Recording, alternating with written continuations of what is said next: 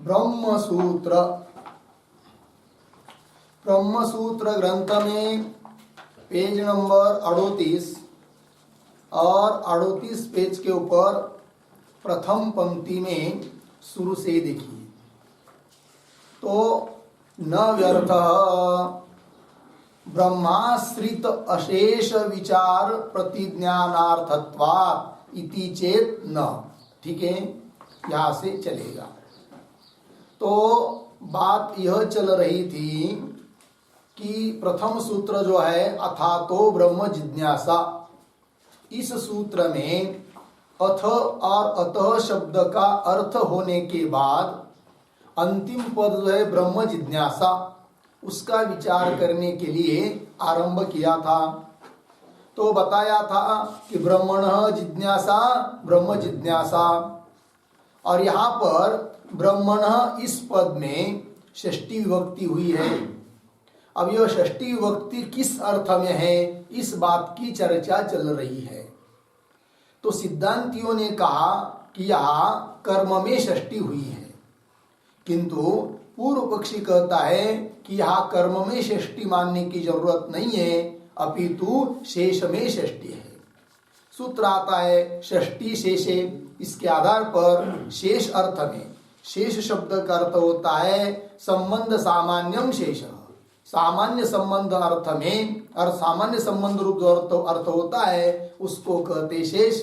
और उस सामान्य ऐसा जो संबंध रूप अर्थ है संबंध, उसमें हुई है षष्ठी, ऐसा मान लो। कौन कह रहा है? पूर्व पक्षी कह रहा है। तब सिद्धांतियों ने कहा कि यहाँ पर जिज्ञासा को जिज्ञास्य की अपेक्षा होती है, और दूसरा कोई जिज्ञास्य बताया भी नहीं है। अतः यहाँ पर शेष में षष्ठी न मानकर कर्म में ही षष्ठी माननी चाहिए। तो कर्म में षष्ठी मानेंगे तो जिज्ञासा का कर्म कौन, तो सीधा सामने आएगा कौन है? ब्रह्म है। ठीक है कि नहीं? ये बात हो जाएगी। तब उस पर पूर्व पक्ष ने कहा कि इसके लिए केवल मतलब जिज्ञासा का कर्म ब्रह्म है, इस बात को दिखाने के लिए कर्म में षष्ठी मानने की जरूरत नहीं है। तो बोलेंगे क्या करोगे? तो पूर्व पक्ष ने कहा शेष में षष्ठी मान लेंगे। तो बोलेंगे, फिर सिद्धांति बोलेंगे यदि शेष अर्थ में षष्ठी मानेंगे तो ब्रह्म कर्म है, इस बात की सिद्धि कैसी होगी? तब उसने कहा उसमें कोई दिक्कत नहीं है, क्योंकि संबंध में षष्ठी मानेंगे तो एक नियम होता है, संबंध सामान्य जो होता है वो विशेष में भी रहता है। जब संबंध सामान्य में षष्ठी मानेंगे और सकर्मक जो पद है धातु इच्छा संकारत इच्छा, उसके सन्निधान होने के कारण जब कर्म को जानने की इच्छा होगी तब उसी संबंध सामान्य षष्ठी संबंध सामान्य संबंध अर्थ में जो षष्ठी हुई है उसका पर्यवसान हो जाएगा। किसमें? कर्म में। तो ब्रह्म कर्म है, इस बात की सिद्धि तब भी होगी। कब? यदि संबंध में शेष अर्थ में षष्ठी मानेंगे तो भी, ये उसने कहा था। ठीक है ना? लगा? हाँ। तो जब विशेष सकर्मक क्रिया के सन्निधान से विशेष कर्म कौन है ऐसी जानने की इच्छा होने पर वही संबंध सामान्य कर्म में पर्यवसित हो जाएगा। इसीलिए कर्म में षष्ठी न मानकर शेष में ही षष्ठी मान लो, ऐसा कह दिया। किसने? पूर्व पक्ष ने। तब उस पर सिद्धांति ने कहा कि ये तुम्हारा इतना लंबा प्रयास करना व्यर्थ है, क्योंकि सीधा सीधा यहाँ पर कर्म में षष्ठी यदि हो सकती है, क्योंकि उसके लिए आधार भी है शास्त्र का, व्याकरण का। क्या? कि सूत्र है कर्तृ कर्मणो कृति, इसके आधार पर कर्म में षष्ठी हो सकती है। तो सीधा कर्म में ही षष्ठी मानना ठीक है ना? संबंध सामान्य में अर्थ शेष अर्थ में षष्ठी मानना, फिर जब कर्म की अपेक्षा होगी तब उसका पर्यवसान कर्म में करना, इतना सब प्रयास करना तुम्हारा व्यर्थ है। कौन कह रहा है? सिद्धांति कह रहे पूर्व पक्षी को। ठीक है ना? तब उस पर पूर्व पक्षी बोल रहा है कि न व्यर्थ, अर्थात मेरा प्रयास व्यर्थ नहीं है। अर्थात मैं इतना बुद्धू नहीं हूं क्या कि सीधा सीधा कर्म में षष्ठी यदि हो सकती है तो संबंध में मानकर कर्म में ले आना, ऐसा प्रयास कर रहा हूं मैं, इसका मतलब उसमें कुछ छिपा हुआ अर्थ है।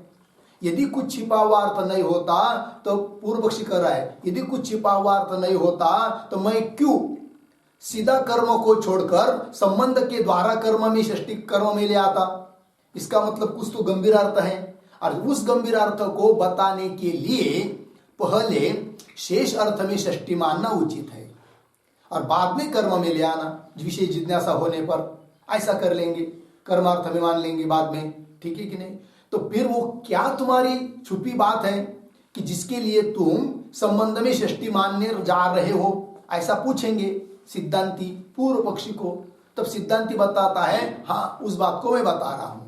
वही कह रहा है पूर्व पक्षी कि मेरा प्रयास व्यर्थ नहीं है, क्योंकि मैं शेष में षष्ठी मान रहा हूं। उसका कहने में मेरा क्या तात्पर्य है वो बता रहा है कौन, पूर्व पक्षी। तो पंक्ति देखिए, न व्यर्थ, ये आक्षेप ग्रंथ है, उसके ऊपर लिख दीजिए आक्षेप, ठीक। तो न व्यर्थ मतलब मम प्रयास व्यर्थ न, कौन बोल रहा है, पूर्व पक्षी। क्यों व्यर्थ नहीं है, तो उसके लिए हेतु दे रहा है पूर्व पक्षी। ब्रह्माश्रित अशेष विचार प्रतिज्ञानार्थत्वात् इति चेत, यहां तक पूर्व पक्षी हुआ। फिर आगे न प्रधान परिग्रहे इत्यादि से सिद्धांत पक्ष वाले बोलेंगे।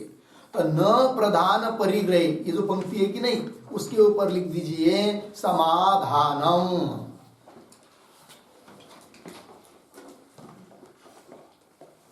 ठीक है, न प्रधान परिग्रहे, इसके ऊपर लिख दीजिए समाधानम। ये समाधान ग्रंथ है।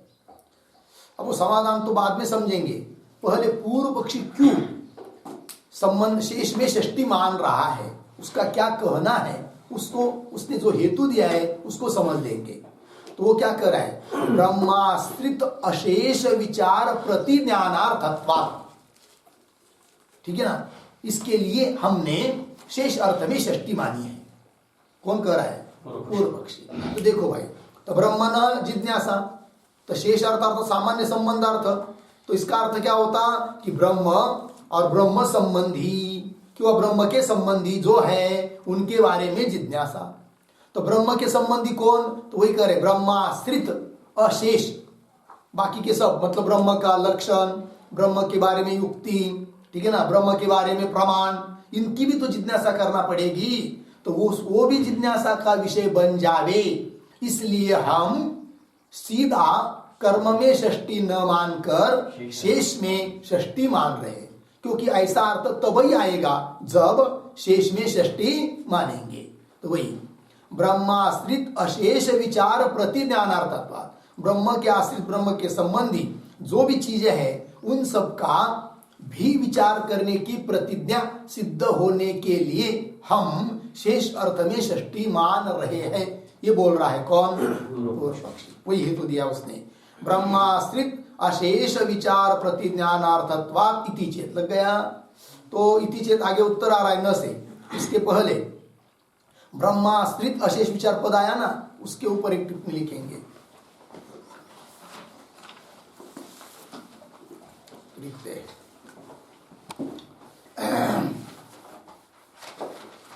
लिखेंगे ब्रह्म अर्धविराम तद आश्रितानाम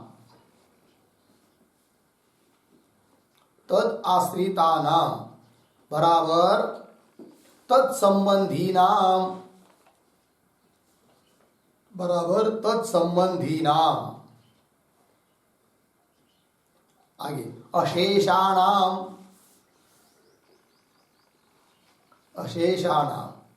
बराबर सर्वेषाम विचार प्रतिज्ञानम अर्थ बराबर फलम यस्य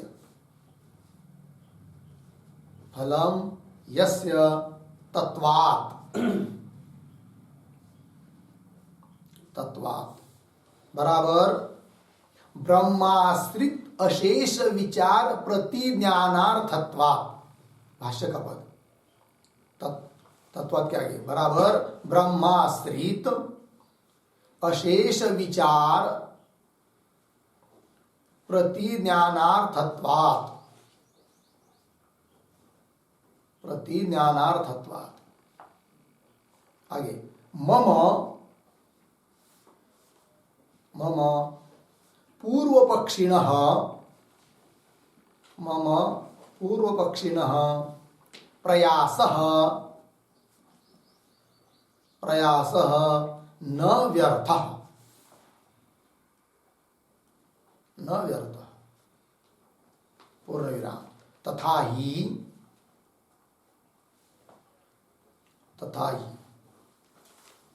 शेष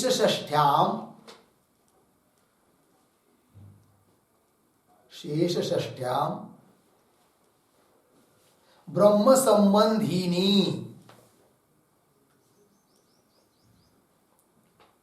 संबंधिनी जिज्ञासा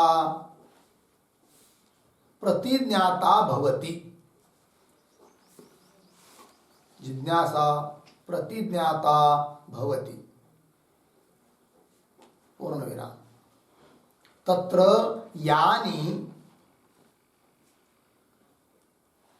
यानि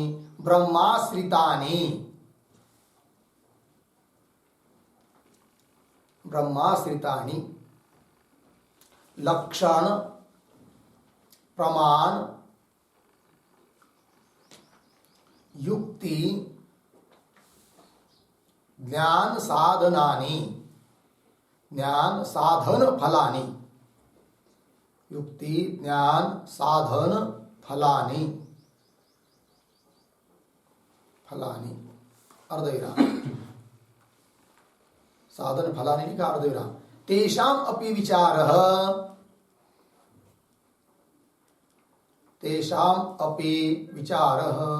प्रतिज्ञातः भवति,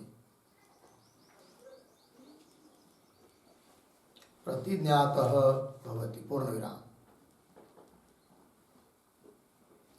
तज्जिज्ञासायाः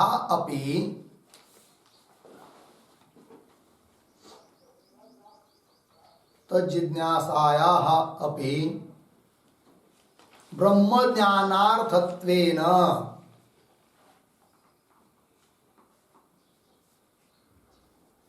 ब्रह्मज्ञानार्थत्वेन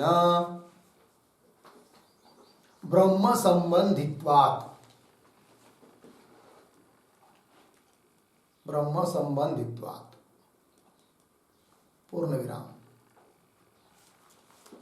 कर्मणि षष्ठ्यां तु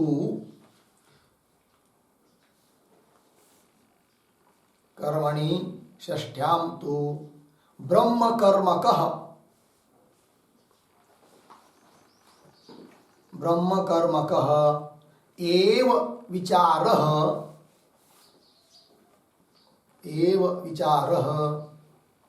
प्रतिज्ञातः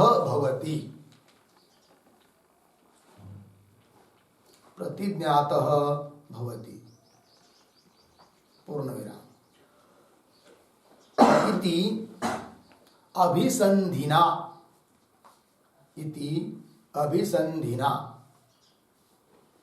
बराबर गूढ़ अभिप्रायेन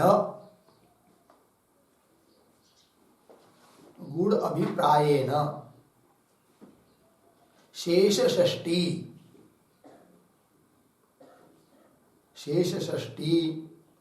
इति मया पूर्वपक्षिणा उच्यते।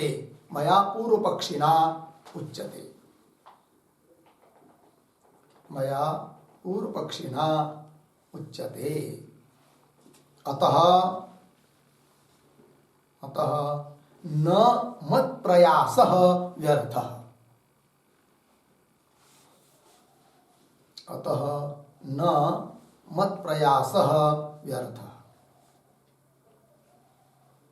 ठीक है। चलो भाई, यह अभिप्राय हुआ सब पूर्व पक्षी का। अब ध्यान दीजिए, अर्थ बताता। ब्रह्म अर्थात आश्रितानां तदाश्रितानां ब्रह्माश्रितानां, ब्रह्म के आश्रित अर्थात ब्रह्म के संबंधी, अशेष अर्थात सभी, सर्वेशाम विचार प्रतिज्ञानम अर्थः, उनके संबंधियों का विचार के प्रतिज्ञान, प्रतिज्ञा करना, यही है अर्थ, फल, यस जिसका तत्वात् अर्थात ब्रह्माश्रित अशेष विचार प्रतिज्ञानार्थत्वात्, है कि नहीं। मम प्रयास, मम पूर्व पक्षिण प्रयास न व्यर्थ, इसलिए मेरे पूर्व पक्षी का प्रयास कोई व्यर्थ नहीं है शेष षष्ठी मानने का।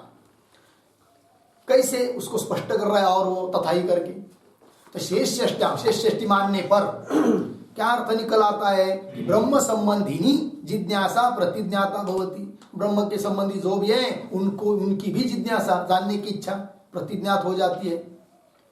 तत्र यानी ब्रह्माश्रितानि, उस वहां पर फिर जो भी ब्रह्म के आश्रित है, ब्रह्म के संबंधी है, उदाहरण ब्रह्म का लक्षण, ब्रह्म का प्रमाण, ब्रह्म विषयक प्रमाण, ब्रह्म विषयक युक्ति, ब्रह्म का ज्ञान, ब्रह्म प्राप्ति का साधन, ब्रह्म का फल आदि आदि करके वो जो समझता है, तो तेषाम अपि विचारः प्रतिज्ञात भवति, उनका विचार करना, उनका भी विचार करना चाहिए, यह अर्थ निकल आता है। कब?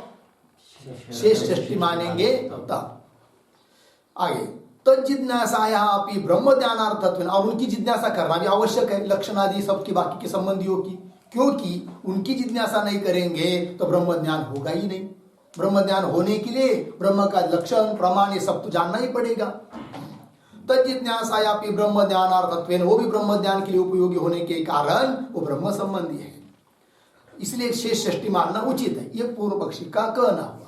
और शेष षष्ठी न मानकर यदि कर्म में ही षष्ठी मानेंगे तो क्या दिक्कत होगी, उसको भी बता रहा है पूर्व पक्षी।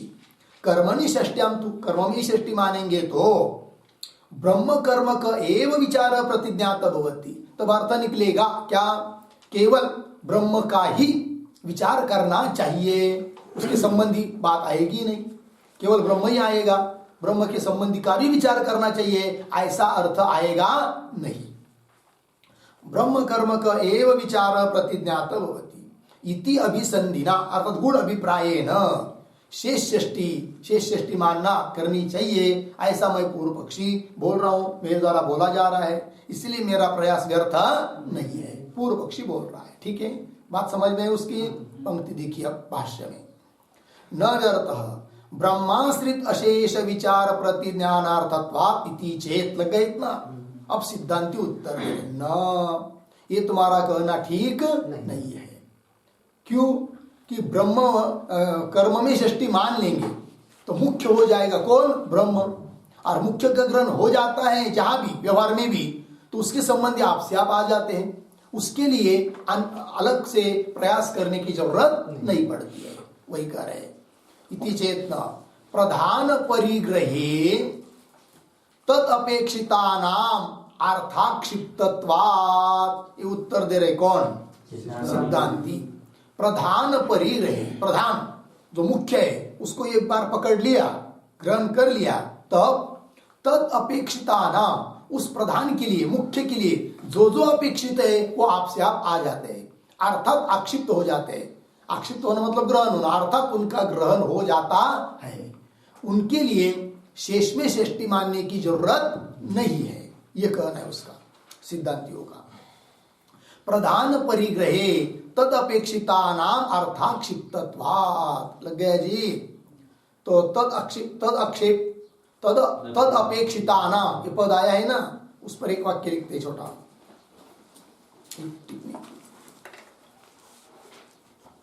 सिद्धांति उत्तर दे रहे हैं ना पूर्व पक्षी को, लिखिए फिर, हे पूर्व पक्षी,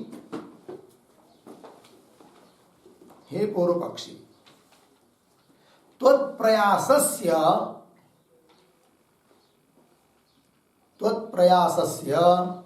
इदं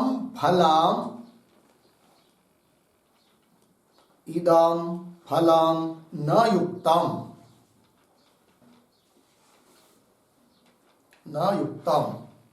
अर्धविराम सूत्रेण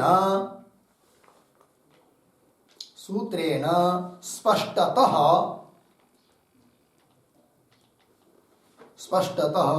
प्रधानस्य ब्रह्मणः प्रधानस्य ब्रह्मणः विचारे प्रतिज्ञाते सति, विचारे प्रतिज्ञाते सति तदपेक्षितानां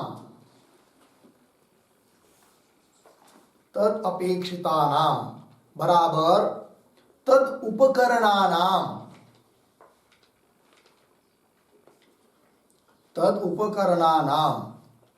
विचारस्य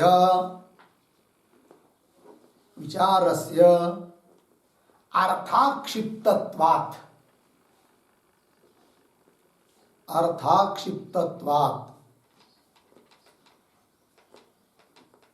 बराबर आर्थिक प्रतिज्ञायाः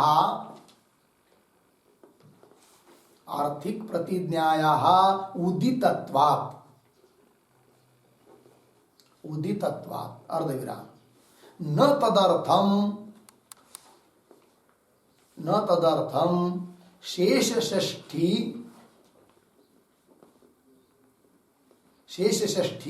स्वीकार्य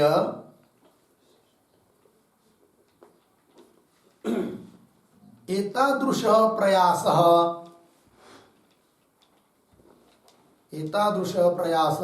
अपेक्षितः भवति।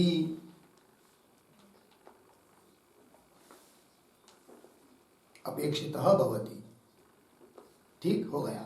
देखो भाई अर्थ सिद्धांती करे पूर्व पक्षी को, हे पूर्व पक्षी, तो प्रयासस्य इदम फलम न युक्तम, तुम्हारे प्रयास का इस प्रकार का फल कहना वो कोई उचित नहीं है। कौन फल? कि शेष सृष्टि करेंगे तो ब्रह्म संबंधी का भी विचार होने लगेगा, ये तुम्हारा कहना कोई काम का नहीं है। क्यों? सूत्रेण स्पष्टतः प्रधानस्य ब्रह्मण विचारे, सूत्र के द्वारा स्पष्ट रूप से कहा गया कि प्रधान मुख्य ब्रह्मा का विचार करने की प्रतिज्ञा की है।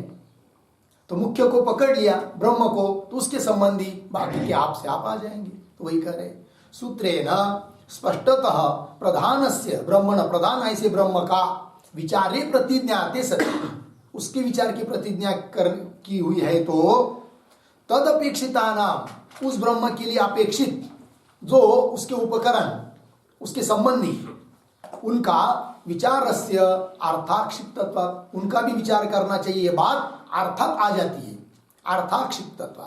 इसका अर्थ अगर आर्थिक प्रतिज्ञाया उदितत्वात्, अर्थात वो बात आ जाती है, अर्थात ग्रहण हो जाता है उसका बाकियों का। न तदर्थम शेष षष्टि स्वीकार, उसके लिए शेष षष्टि स्वीकार करके इस प्रकार का प्रयास करने की अपेक्षा नहीं है। इसलिए शेष में षष्टि नहीं है, अपितु कर्म में ही षष्टि है। किसने कह दिया? सिद्धांतियों ने। वही कह रहे हैं इति चेतना प्रधान परिग्रहे, प्रधान मुख्य को ग्रहण कर लिया तो तद अपेक्षिता नाम, उसके लिए जो अपेक्षित है उनकी प्राप्ति अर्थाक्षिप्तत्व, अर्थात हो जाती है उनका ग्रहण। आगे ब्रह्म ही ज्ञानेन आप्तुम इष्टतमत्वात् प्रधानम, फिर बोलेंगे ठीक है प्रधान कौन है? तो सिद्धांती करे प्रधान कौन है? यहाँ पर ब्रह्म ही है। ब्रह्म जिज्ञासा, जिज्ञासा का मुख्य कर्म अर्थात जिज्ञासा का मुख्य विषय कौन है? ब्रह्म ही है। क्यों? ज्ञान के द्वारा वही प्राप्त करने के लिए इष्टतम है। कौन? ब्रह्म। और जो इष्टतम होता है कर्तु इप्सिततमम कर्म, कर्ता के लिए जिस चीज की अत्यंत इच्छा होती, इप्सित होता है, इष्ट होता है, वही होता है कौन? कर्म। ब्रह्म ही ज्ञानेन, ज्ञान के द्वारा आप तुम प्राप्त करने के लिए इष्टतमत्वात्, अत्यंत इष्ट होने से प्रधान है, मुख्य है कौन? ब्रह्म। और मुख्य को पकड़ लिया बाकी के आ जाते, उसके लिए शेष षष्टि मानने की जरूरत नहीं। ऐसा आगे तस्मिन् प्रधाने, मिली पंक्ति, तस्मिन् प्रधाने जिज्ञासा कर्मणि परिगृहीते, 3 शब्द पढ़ाओ ना, उसका अन्वय जिज्ञासा कर्मणि पीछे तस्मिन् प्रधाने परिगृहीते, ऐसा बोलना। ठीक, जिज्ञासा कर्मणि तस्मिन् प्रधाने परिगृहीते, क्या अर्थ होगा? जिज्ञासा का कर्म उस प्रधान का, मुख्य ब्रह्म का परिग्रहण होने पर, स्वीकार होने पर, आगे यही जिज्ञासित ही विना ब्रह्म जिज्ञासितम न भवति तानि अर्थाक्षिप्तानि एव इति न पृथक सूत्रयितव्यानि। मिला पंक्ति?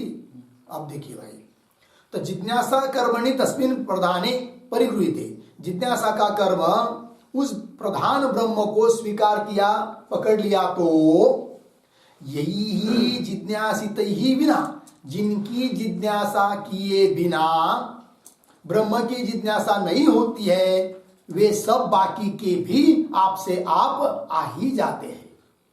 लगा अर्थ? देखो भाई, यही ही जिज्ञासित ही बिना, यही ही जिज्ञासित मतलब यही मतलब जिन की जिज्ञासा किए बिना, उदाहरण ब्रह्म का लक्षण, ब्रह्म का प्रमाण इत्यादि। तो यही ही जिज्ञासित ही बिना ब्रह्म जिज्ञासितम न भवति, ब्रह्म जिज्ञासित नहीं होता है। तानि ऐसे जो वे ब्रह्म लक्षण, ब्रह्म प्रमाण आदि, तानि अर्थाक्षिप्तानि एवं, है कि नहीं? अर्थाक्षिप्तानि मतलब अर्थात आक्षिप्त हो जाते हैं, अर्थात ग्रहण किए जाते हैं। आक्षिप्त मतलब ग्रहण, अर्थात ग्रहण उनका हो जाता है, उनको उनके ग्रहण के लिए आने की जरूरत नहीं है कि नहीं? भाई इनको भोजन कराओ, ये कह दिया, ठीक है, तो भोजन कराओ तो थाली परोस दिया, है कि नहीं? फिर हो गया, पानी भी नहीं दिया नहीं, तो ऐसा होता है क्या? नहीं। फिर अलग से पुनः बोलना पड़ता है क्या? अरे भाई उसको पानी दो, नमक दो, मिर्ची दो, बस बैठने के लिए आसन दो, ये सब बातें बोलने की जरूरत है क्या? जरूरत नहीं है। उस इतना ही कह दिया, उनको भोजन कराओ, तो सुनने वाला बाकी के सब बाकी के काम कर लेता है। सबसे पहले उनको आसन देगा, हाथ धोने के लिए पानी देगा, फिर थाली परोसेगा, पीने के लिए पानी देगा, ये सब करेगा कि नहीं? तो बाकी के जिनके भोजन के लिए बाकी की जितनी सामग्री आवश्यक है वो आपसे आप आ जाती है। उस प्रकार ब्रह्म की जिज्ञासा हुई तो उसके संबंधी की जिज्ञासा आपसे आप सिद्ध होती है, उसके लिए शेष सृष्टि करने की जरूरत नहीं है। वही तानि अर्थाक्षिप्तानि एव इति न पृथक सूत्रयितव्यानि, पृथक सूत्रयितव्यानि न मतलब सूत्र के द्वारा उन बाकी चीजों का अलग रूप से उल्लेख करने की जरूरत नहीं है। न पृथक अलग से सूत्रयितव्यानि, सूत्र के द्वारा उन बाकी चीजों का अलग से कथन करने की जरूरत नहीं है। उदाहरण देकर समझा रहे हैं, यथा राजा असौ गच्छति इति उक्ते सपरिवारस्य राज्ञः गमनम उक्तम भवति तद्वत्। उदाहरण देकर समझाया, जैसे किसी ने कहा अरे कौन जा रहा है? तो असौ राजा गच्छति, राजा जा रहा है। अब राजा जा रहा है ये कह दिया तो सुनने वाला बस समझ लेता है, बाकी की सब बातें को उसको सब बताना पड़ता है। देखो भाई राजा जा रहा है कि नहीं, और उसके साथ वो पालकी पर बैठा है, पालकी भी जा रही है, उसके आगे कुछ नौकर लोग हैं वो भी जा रहे हैं, घोड़े भी है उसके साथ। ऐसा सब बताने की जरूरत है क्या? कुछ नहीं। मुख्य राजा को बताया तो बाकी का परिवार आपसे आप समझ में आ जाता है। उस प्रकार राजा चालिते थे वैभव सांगति, तुकाराम महाराज, है कि नहीं? ऐसा कह दिया है। चलो, यथा राजा असौ गच्छति इति उक्ते, ऐसा कहने पर सपरिवारस्य राज्ञः गमनम उक्तम भवति, उसको लिए अलग से बताना पड़ता नहीं। सपरिवार, राजा और राजा का परिवार, परिवार मतलब घोड़े पालकी ये सब है कि नहीं, बाकी के वाद्य वगैरह नौकर चाकर ये सब। सपरिवारस्य राज्ञः गमनम उक्तम भवति, लग गया कि नहीं? तद्वत्, तद्वत् मतलब उस प्रकार ब्रह्म क्या जिज्ञासा का विषय ब्रह्म है, ऐसा निश्चय कर्म में षष्टि मानकर निश्चित हो गया तो उसके संबंधी आपसे आप आ जाते हैं, उसको अलग से बताने की जरूरत नहीं है। ये हो गया। आगे चलिए, होगा इतना पूरा भाई।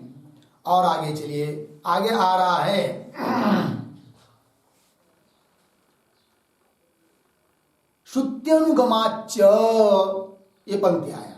ये किस लिए आया कि सिद्धांती अब उस पूर्व पक्षी को कह रहे हैं क्या कि कर्म में षष्टि मानेंगे तब श्रुतियों के साथ भी एक वाक्यता बनेगी, इसलिए कर्म में मां षष्टि मानना ही उचित है। शेष अर्थ में षष्टि मानने की जरूरत नहीं है। क्या लिखा? श्रुत्यनुगमाच्च, श्रुत्यनुगमाच्च मतलब श्रुति के साथ एक वाक्यता सिद्ध करनी है तो कर्म में ही षष्ठी मानना उचित है। ये कहने के लिए पद आया श्रुत्यनुगमाच्च, मिला कि नहीं? तो श्रुत्यनुगमाच्च इसका अर्थ लिखिए, श्रुति सूत्रयोः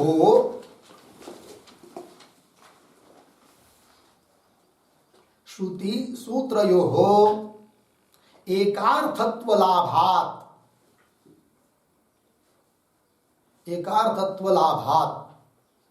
च इत्यर्थः। एकार्थत्व लाभात् च, कौन में लिखिए, कर्मणि एव षष्ठी।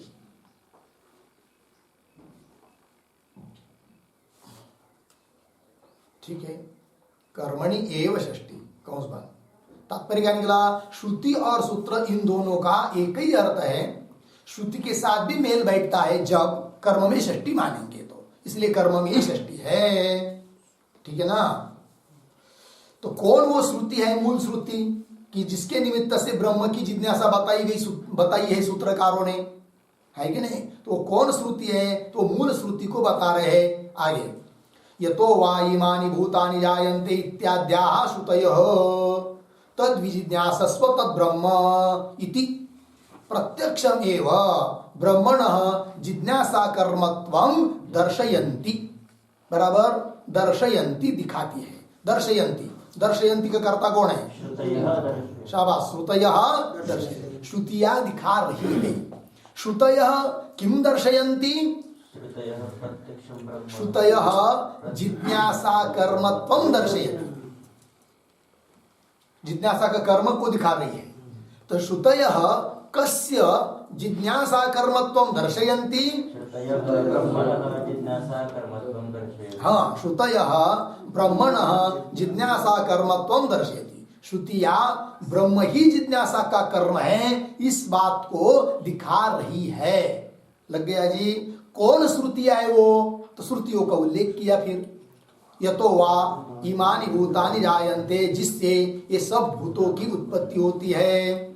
यतो वा इमानि भूतानि जायन्ते, आगे ये न जातानि जीवन्ति, जातानि ये न जीवन्ति, उत्पन्न हुए सभी प्राणी मात्र जिसके आधार पर जीते हैं, है कि नहीं? ये न जातानि जीवन्ति। और आगे यत् प्रयन्ति अभिसंविशन्ति, जिसमें फिर विलीन हो जाते, तद ब्रह्म तद विजिज्ञासस्व, ऐसा वो ब्रह्म है, उसकी जिज्ञासा करो। साक्षात यहाँ पर ब्रह्म की जिज्ञासा करने के लिए बताया है। किसने? श्रुति ने। तो वही पंक्ति देखिए, यतो वा इमानि भूतानि जायन्ते इत्याद्याः श्रुतयः तद विजिज्ञासस्व तद ब्रह्म इति प्रत्यक्षमेव, प्रत्यक्षमेव साक्षात एव ब्रह्मणः जिज्ञासा कर्मत्वं दर्शयति, ब्रह्म जिज्ञासा का कर्म है, इस बात को दिखा रहे हैं। इसलिए श्रुतियों के साथ भी मेल बैठेगा। कब? उसको कर्म में षष्ठी मानेंगे तब। श्रुति ने तो ऐसा नहीं कहा, क्या ब्रह्म संबंधी विजिज्ञासस्व, कि ब्रह्म के संबंधी जो है उनकी जिज्ञासा करो, ऐसा नहीं कहा। क्या कहा है? तद ब्रह्म तद विजिज्ञासस्व, ये कहा है। लग गया अर्थ जी? चलिए भाई, ये जो पद आया है ना, श्रुत्यनुगमाच्च, आया कि नहीं? उसके अवतरणिका के रूप में छोटा वाक्य लिखिए, तद विजिज्ञासस्व इति, तद विजिज्ञासस्व इति मूल श्रुति अनुसारात, मूल श्रुति अनुसाराच्च, मूल श्रुति अनुसाराच्च कर्मणि षष्ठी, कर्मणि षष्ठी इति आह, इति आह श्रुत्यनुगमाच्च। ठीक है, तो ब्रह्म की जिज्ञासा करने के लिए कहा, तो उसके लिए मूल है श्रुति कौन? तद विजिज्ञासस्व, इसलिए कर्म में ही षष्ठी है। हो गया जी? चलिए आगे भाष्य में, तच्च कर्मणि षष्ठी परिगृहे सूत्रेण अनुगतम भवति। ठीक है ना जी? तच्च, तच्च मतलब श्रुति उक्तम तच्च क्या, श्रुति उक्तम, श्रुति ने कहा है कि नहीं, श्रुति ने जो कहा है वह सब कर्मणि षष्ठी परिगृहे, कर्म में षष्ठी मानने पर ही सूत्रेण अनुगतम भवति, वो श्रुति ने जो कहा ये कही हुई बात है वो सूत्र के साथ अनुगतम भवति, सूत्र के साथ अनुगत होती है, मतलब सूत्रों के साथ उसकी एक वाक्यता होती है। सूत्रेण अनुगतम भवति है कि नहीं, एक वाक्यताम लभते, सूत्रेण स एक वाक्यताम लभते, एक वाक्यता को प्राप्त होती है वो बात। लग गया जी, चलिए। तस्मात् ब्रह्मण इति कर्मणि षष्ठी, इसलिए ब्रह्मण यहां पर जो षष्ठी है वह कर्म में ही षष्ठी है, इस बात का निर्णय हुआ। लग गया जी। तस्मात् ब्रह्मण इति कर्मणि षष्ठी, ठीक है। आगे आगे ठीक है ना, आगे चलिए। अब तक षष्ठी किस अर्थ में है वो सब बात बताई, ठीक है। अब आगे जिज्ञासा जो पद है, ब्रह्मण जिज्ञासा, ब्रह्म जिज्ञासा, तो ब्रह्मण तो ब्रह्म का लक्षण तो आगे होने वाला है, इसलिए ब्रह्म का लक्षण यहां पर किया नहीं। तो ब्रह्म शब्द के बाद में जो षष्ठी आई है तो षष्ठी किस अर्थ में उसका निर्णय हुआ। अब उसके बाद पद आया है जिज्ञासा, ब्रह्मण जिज्ञासा, तो जिज्ञासा जो पद है उसका अर्थ आप कर रहे हैं जिज्ञासा पद का, ठीक है ना। तो जिज्ञासा इस पद में दो अवयव है, एक है धातु और एक है प्रत्यय, है कि नहीं। ज्ञा धातु है और सन प्रत्यय है, तो दोनों का अर्थ बता रहे, ज्ञातुम इच्छा जिज्ञासा, ठीक है ना। जिज्ञासा पद के जो अवयव है उनका अर्थ, तो ज्ञातुम मतलब जानने की इच्छा, तो ज्ञा धातु हुआ और हुई इच्छा, तो ज्ञातुम इच्छा, जानने की इच्छा, उसका नाम है क्या, जिज्ञासा, ठीक है। तो यहां पर ज्ञातुम इच्छा, इच्छा है कि नहीं। अब ये उस इच्छा किस पद, किसका अर्थ है इच्छा, सन का। जिज्ञासा इस पद में जो सन प्रत्यय है उस सन प्रत्यय का अर्थ है इच्छा। अब उस इच्छा का कर्म कौन है, ज्ञान, ज्ञातुम इच्छा, जानने की इच्छा, किसकी इच्छा, जानने की, है कि नहीं। वो किसको जानने की, वो ब्रह्म को जानने की। किंतु यहां पर मोटी मोटी भाषा में क्या, इच्छा, किसकी इच्छा, ज्ञान की इच्छा, अर्थात इच्छा का कर्म हुआ कौन, ज्ञान, ठीक है कि नहीं। लेकिन वो कौन सा ज्ञान, किस प्रकार का ज्ञान इच्छा का कर्म है वो भी तो बताना पड़ेगा, उसको बता रहे आगे की पंक्ति में। तो देखिए, अवगति पर्यंतम ज्ञानम सन्वाच्यायाः इच्छायाः कर्म फल विषयत्वात् इच्छायाः, ठीक है जी। देखो भाई, किस प्रकार का ज्ञान इच्छा का कर्म है उसको कह रहे हैं। तो अवगति पर्यंत में पद आया कि नहीं, उसके अवतरणिका के रूप में एक वाक्य लिखेंगे,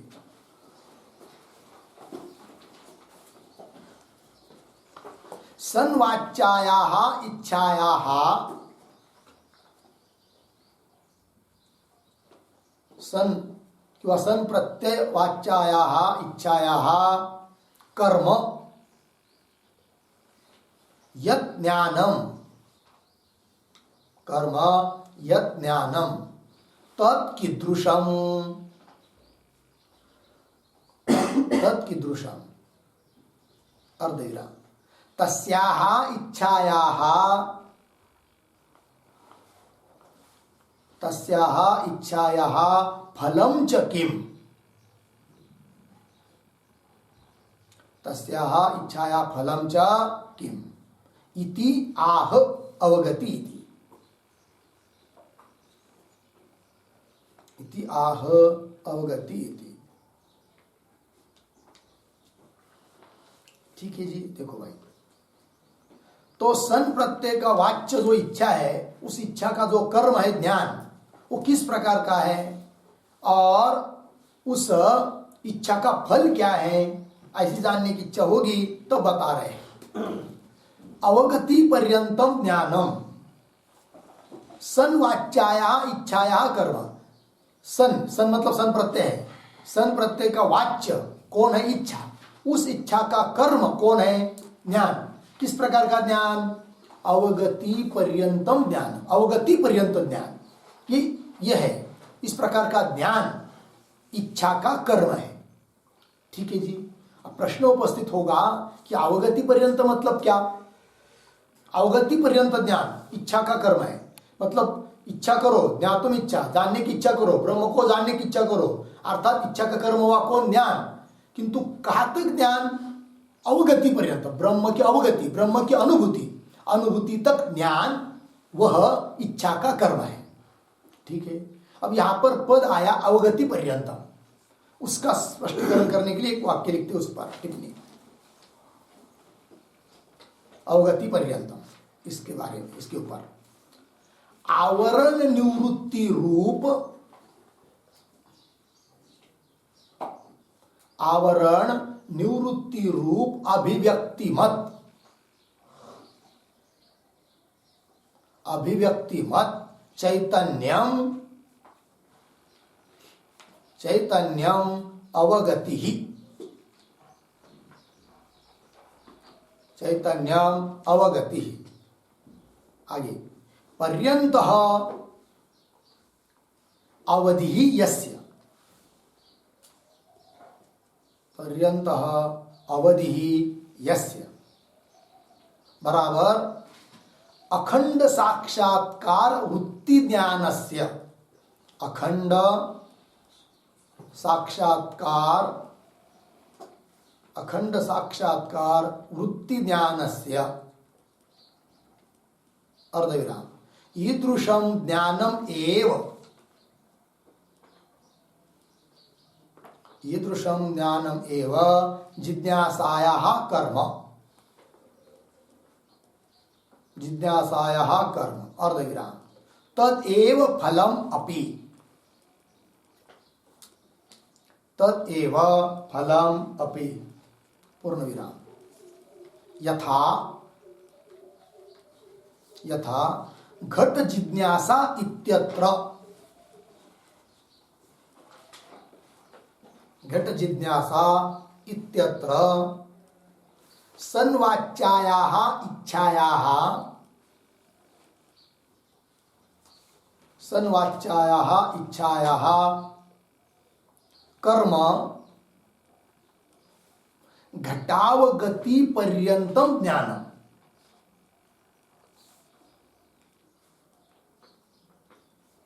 घटावगति पर्यंतम ज्ञानम। ठीक है जी, पूर्ण विराम। अर्थ समझेंगे तो अवगति पर्यंत जो ज्ञान है वह इच्छा का कर्म है, इस बात को बताया। ठीक है ना, तो अवगति पर्यंत मतलब क्या? तो कह दिया आवरण निवृत्ति रूप अभिव्यक्तिमत चैतन्य। जैसे घटाकार वृत्ति हुई या पटाकार वृत्ति हुई, तो पटाकार वृत्ति हुई तो वृत्ति क्या करती है? पट विषयक किंवा पटुपय चैतन्याश्रित जो अज्ञान का आवरण, उस आवरण को निवृत्ति करती है। तो आवरण निवृत्ति हो गई, तो आवरण की निवृत्ति रूप, आवरण की निवृत्ति हो गई तो चैतन्य की अभिव्यक्ति होती है। तो आवरण निवृत्ति रूप अभिमत, है ना, अभिव्यक्ति मत, अभिव्यक्त होना, अभिव्यक्ति मत, अभिव्यक्त वाला ऐसा जो चैतन्य, उसको कहते अवगति यहां पर। ठीक है, उस पर्यंत तब तक है अवधि जिस ज्ञान की, यस्य अर्थात ज्ञान कौन? यस्य ज्ञानस्य, किस प्रकार का ज्ञान? अखंड साक्षात्कार वृत्ति ज्ञानस्य, अखंड साक्षात्कार रूप जो वृत्ति ज्ञान है कि नहीं, तो वह ज्ञान है इच्छा का कर्म। किंतु वह ज्ञान कहां तक? अवगति पर्यंत। आवरण निवृत्ति हो गई तो चैतन्य की अभिव्यक्ति हो गई। उस प्रकार की चैतन्य की अभिव्यक्ति ही अवगति है, अनुभूति है, अनुभव है। तब तक वो जो वृत्ति रूप ज्ञान, उस प्रकार का ज्ञान है इच्छा का कर्म। ठीक है, बोलेंगे कैसे, जरा उदाहरण में घटाइए। तो उदाहरण दिया आपके लिए, जैसे घट जिज्ञासा। किसी ने कह दिया घट जिज्ञासा है कि नहीं, कर्तव्य, घट की जिज्ञासा करो, मतलब घट को जानने की इच्छा करो। अर्थ क्या होगा? घट को जानने की इच्छा करो। ठीक है, तो वो बोल रहे ठीक है, मतलब घट को जानने की इच्छा करो, तो जानने की इच्छा, तो इच्छा का कर्म कौन हुआ? ज्ञान, घट ज्ञान है कि नहीं। तो उस इच्छा का कर्म कौन है? घट ज्ञान। तो कहां तक घट ज्ञान उस इच्छा का कर्म है?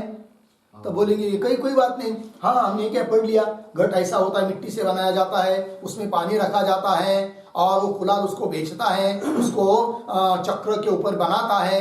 हाँ हो गया, मैंने सब जान लिया, घट का ज्ञान हो गया, है कि नहीं। तो आपने कहा था घट जिज्ञासा, घट विषय विचार करो, जानने की इच्छा करो। तो जिज्ञासा मतलब ज्ञान की इच्छा, घट ज्ञान की इच्छा। तो उस इच्छा का कर्म कौन? ज्ञान। और वो ज्ञान हमको हो गया, क्योंकि हम पढ़ के सुने, देखा नहीं घट को अभी, तो उसको बोलेंगे भाई इस प्रकार का ज्ञान, ये तुम्हारा शब्द ज्ञान हुआ कि घट ऐसा बनता है, मिट्टी से बनता है, ये सब, ये ज्ञान उस इच्छा का विषय नहीं है, इच्छा का कर्म नहीं है। अपितु हम ये चाहते हैं कि घट जिज्ञासा, जिज्ञासा मतलब ज्ञान, इच्छा, उस इच्छा का कर्म जो घट का ज्ञान, वो अवगति पर्यंत ज्ञान, मतलब वहां आप जाओ, साक्षात घट तक वृत्ति को ले जाओ, और वृत्ति जब घट तक जाएगी तब उस घटाश्रित या घटोपय चैतन्य आश्रित जो आवरण है उसका नाश करेगी।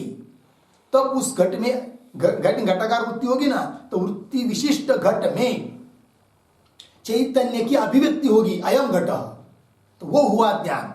तो उस प्रकार का ज्ञान हमको यहां पर लेना है, इच्छा का कर्म। तो उसको क्या कहेंगे? आवरण निवृत्ति रूप अभिव्यक्ति मत चैतन्य, ये हुई अवगति। इस प्रकार की अवगति है ज्ञान, इच्छा का कर्म ज्ञान। इच्छा का कर्म कौन? ज्ञान।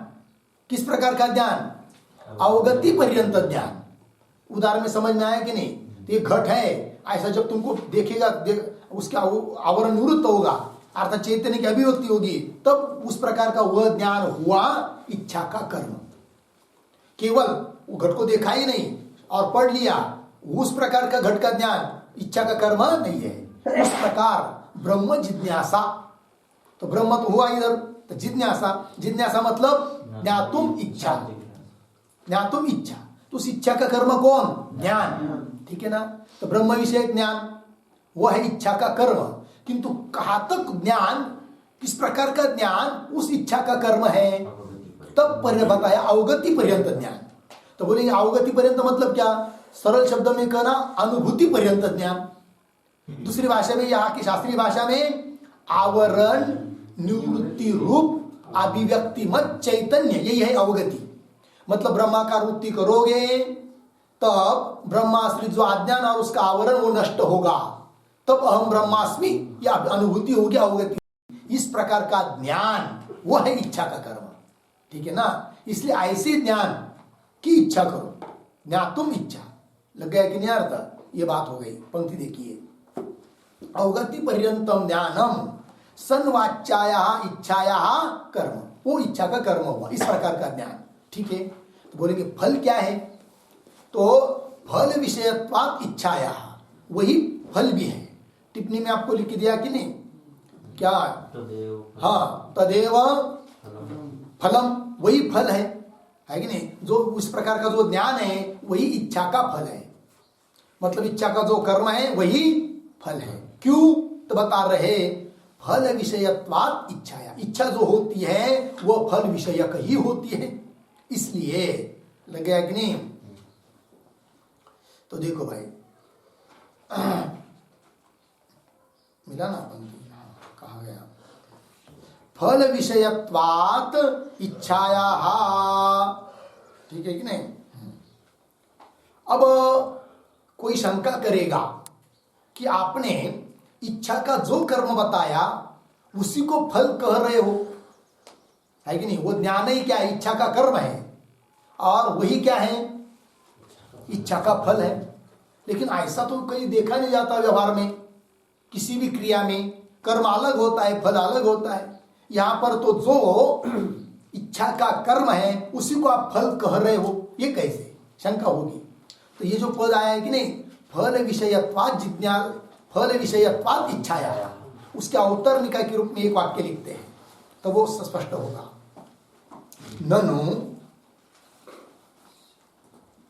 ननु गमनस्य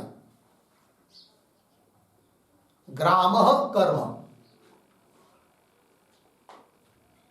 ननु गमनस्य ग्रामः कर्म, अर्धविराम, तत्प्राप्ति ही फलम। तत्प्राप्ति ही फलम इति भेदात अर्धविराम इच्छाया कर्म एव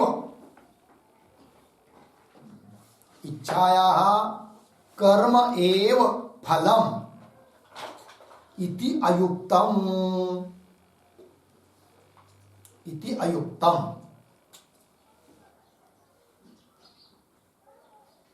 तत्र आह फलेति। ठीक है, अर्थ समझिए भाई।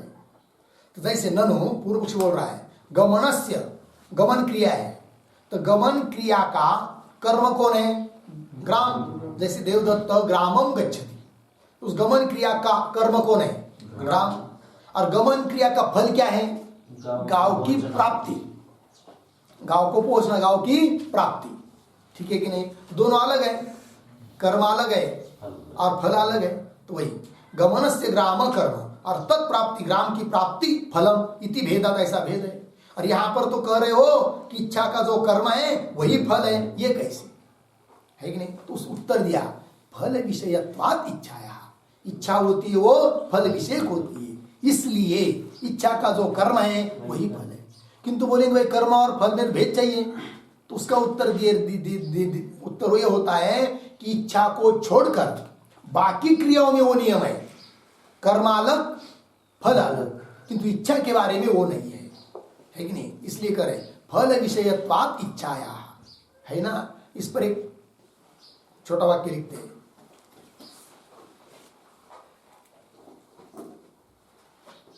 लिखिए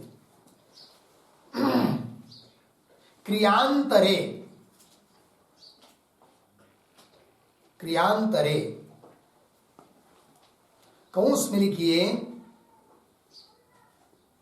इच्छा भिन्न अन्य क्रियायाम, इच्छा भिन्न अन्य क्रियायाम, कंस बंद। आगे तयोहो कंस में लिखिए कर्म फलयोहो, कंस बंद। भेदे अपि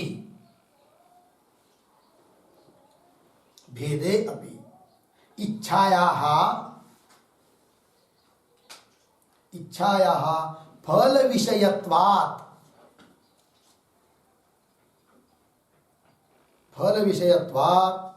इच्छायाः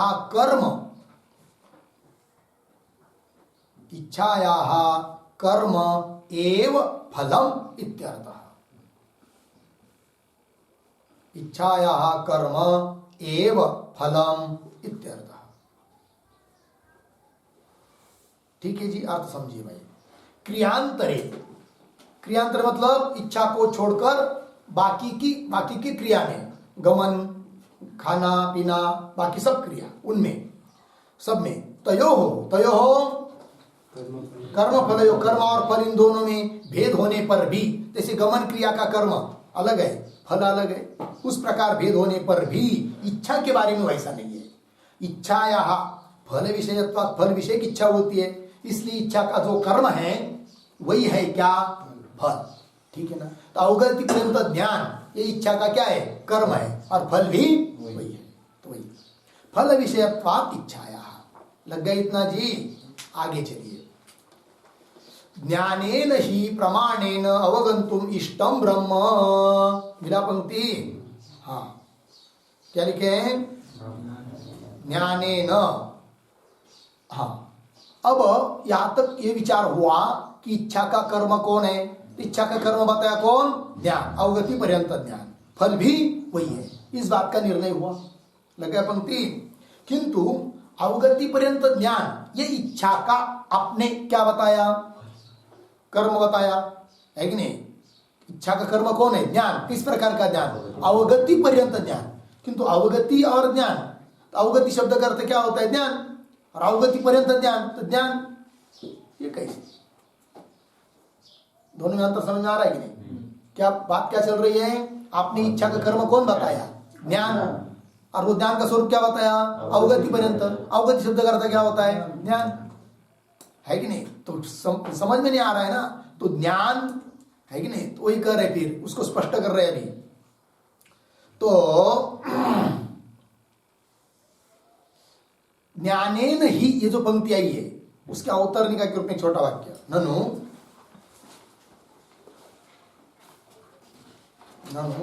ज्ञान अवगत्यो हो ऐक्यात्, ज्ञान अवगत्यो हो ऐक्यात् भेदोक्ति ही अयुक्ता, भेदोक्ति ही अयुक्ता इति अत आह ज्ञानेन इति। ज्ञानेन इति, ठीक है जी। पूर्व पक्षी बोल रहा है कि ज्ञान और अवगति दोनों तो एक ही है, तो अवगति पर्यंत ज्ञान है कि नहीं? ज्ञान क्या? अवगति पर्यंत।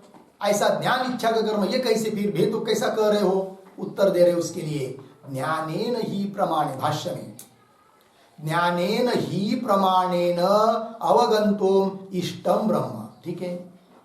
तो ज्ञानेन ही प्रमाणेन, यहां पर ज्ञान शब्द से लेना है वृत्ति। ज्ञान शब्द से क्या लेना है? वृत्ति ज्ञान, है कि नहीं? तो ज्ञानेन ही, ज्ञानेन पद आया कि नहीं? उस पर लिखिए ज्ञानम वृत्ति ही, ज्ञानम वृत्ति अर्धविराम, अवगति ही तत्फलम, अवगति ही तत्फलम इति भेदः इति भावः, इति भेदः इति भावः। लग गया जी? पूर्व पक्षी क्या समझ रहा था? ज्ञान और अवगति एक ही है, तो भेद कैसा कर रहे हो? तो भेद है उसमें। क्या भेद है? तो ज्ञान शब्द से लेना है कौन ज्ञान? वृत्ति ज्ञान, ठीक है ना? और फल क्या है? अवगति। उस वृत्ति से भी अतीत, वृत्ति से भी आगे ब्रह्मानुभव, वो उसका क्या है? फल। तो ज्ञानम वृत्ति अवगति तत्फलम इति भेद इति भाव। तो वही देखिए पंक्ति में, भाष्य में, ज्ञानेन ही प्रमाणेन, ज्ञान रूप प्रमाण से अर्थात वृत्ति रूप प्रमाण से क्या? अवगंतुम इष्टम ब्रह्म, ब्रह्म अवगंतुम इष्टम। अवगंतुम, अवगंतुम शब्द का अर्थ लिखिए अभिव्यंजयितुम। अवगंतुम का अर्थ है अभिव्यंजयितुम।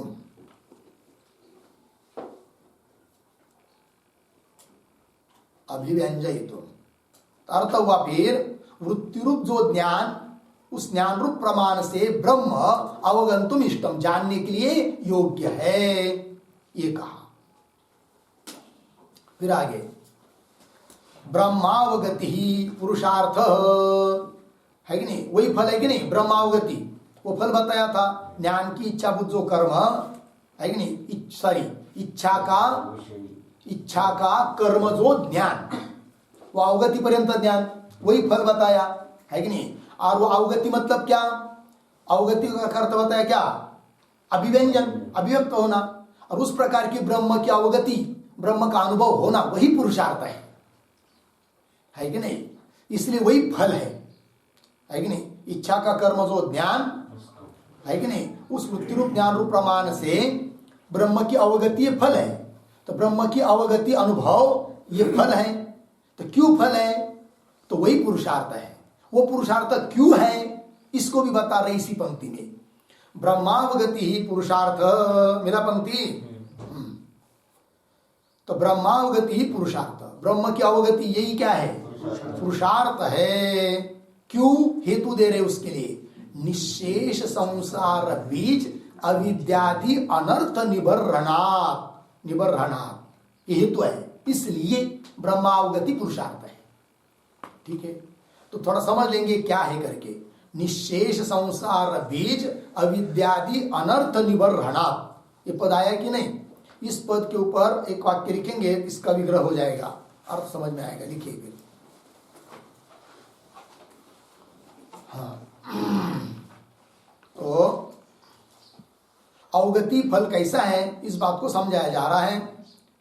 तो निश्चय लिखा है, लिखिए निशेष संसारस्य,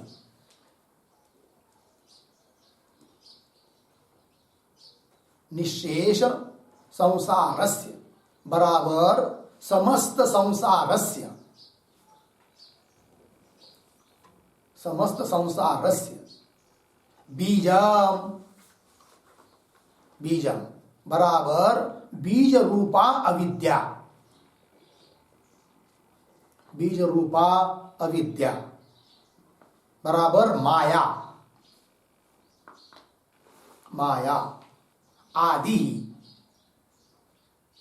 आदि बराबर मूल कारणम, मूल कारणम यस्य अनर्थस्य, यस्य अनर्थस्य सह,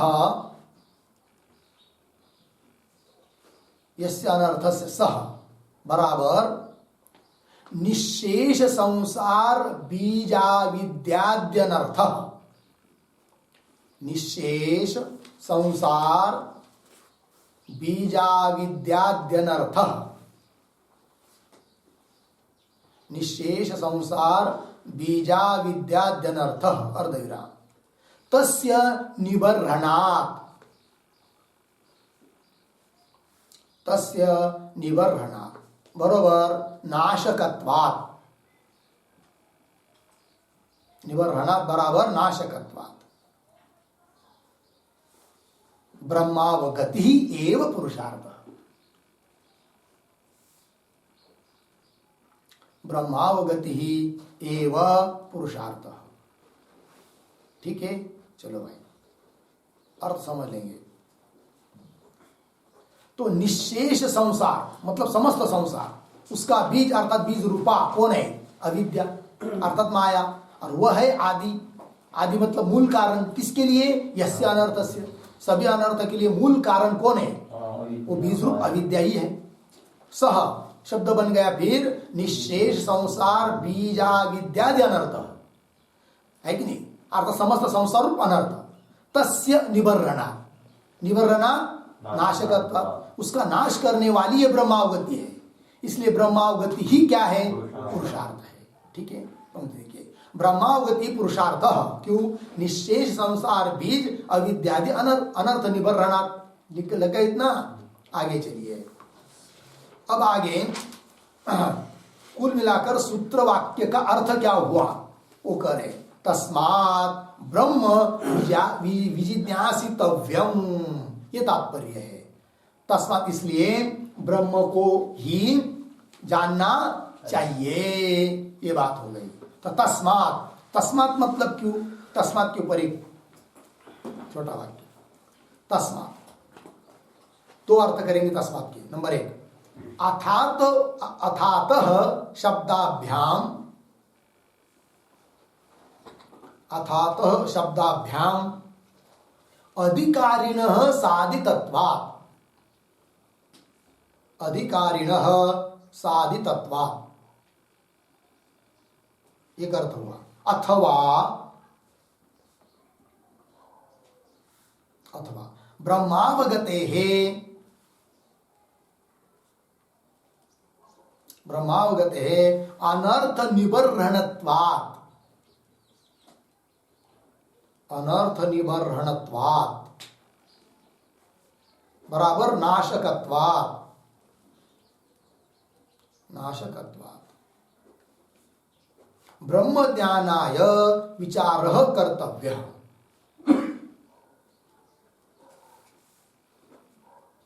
ब्रह्म ज्ञानाय विचारः कर्तव्यः इत्यर्थः।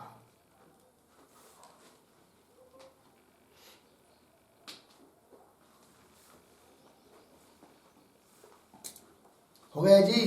चलो भाई, तस्मात्, तस्मात् मतलब अभी तक के चिंतन के अनुसार अथ और अतः इन शब्दों के द्वारा अधिकारी न साधितत्वात्, अधिकारी की सिद्धि हो जाने के कारण, अधिकारी है तब उस अधिकारी ने क्या? ब्रह्म विजिज्ञासितव्यम, उस ब्रह्म की जिज्ञासा करनी चाहिए। तस्मात् दूसरा अर्थ कर दिया, ब्रह्मावगति अनर्थ निबर्हणत्वात्, ब्रह्मावगति ही अनर्थ का नाश करने वाली होने के कारण ब्रह्म ज्ञानाय विचार कर्तव्य, ब्रह्म ज्ञान ब्रह्म विजिज्ञासितव्यम मतलब ब्रह्म ज्ञान के लिए विचार करना चाहिए। हो गया जी।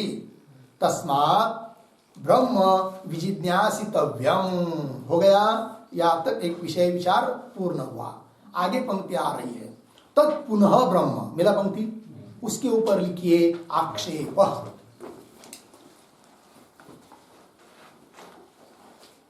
आक्षेप।